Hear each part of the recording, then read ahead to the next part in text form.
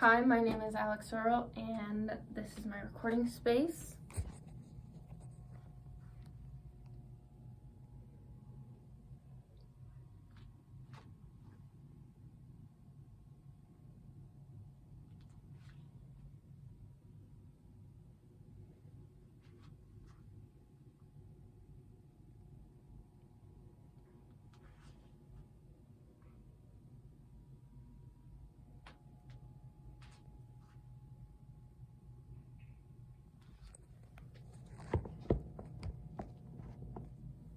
And here are my note cards,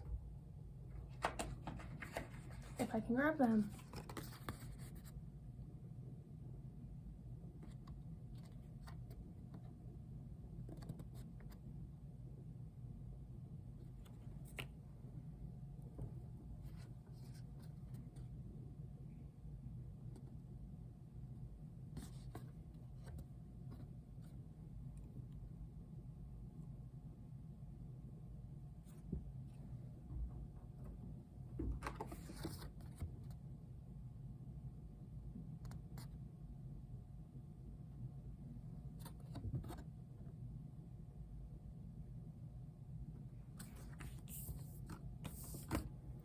All right, let's get started.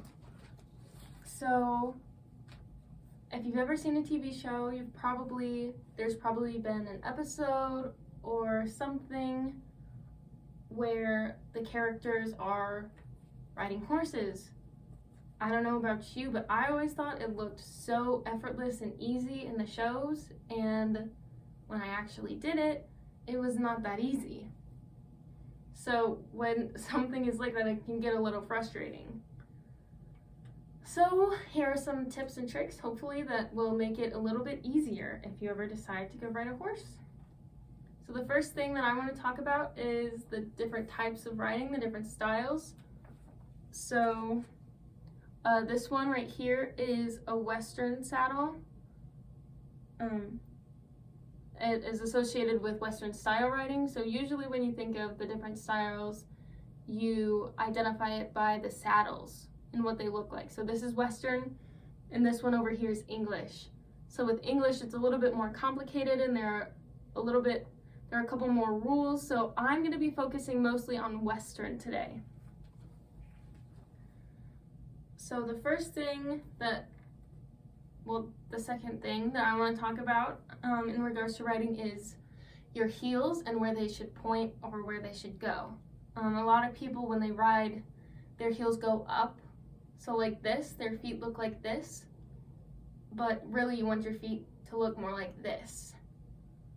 In this picture that I have pulled up here, you can see that this person, their heels are pointed downwards, which helps them grip their horse with their legs, and it keeps them in control, and it helps them tell their horse where to go instead of relying on the pull of your hands. It's really easy to stop focusing or stop paying attention, and then your heels will just go up, and that's okay for a little bit, but when you catch that, you want to make sure that you put them down again.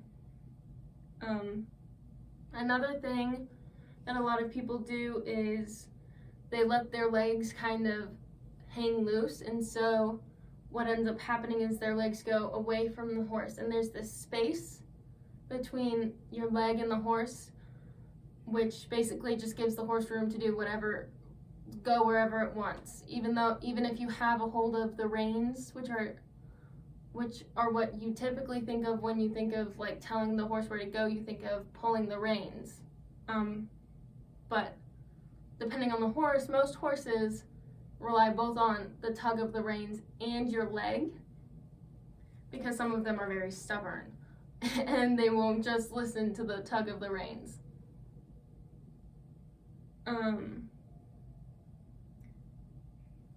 All right, another thing is lines. So lines is actually going to be the last thing that I talk about today.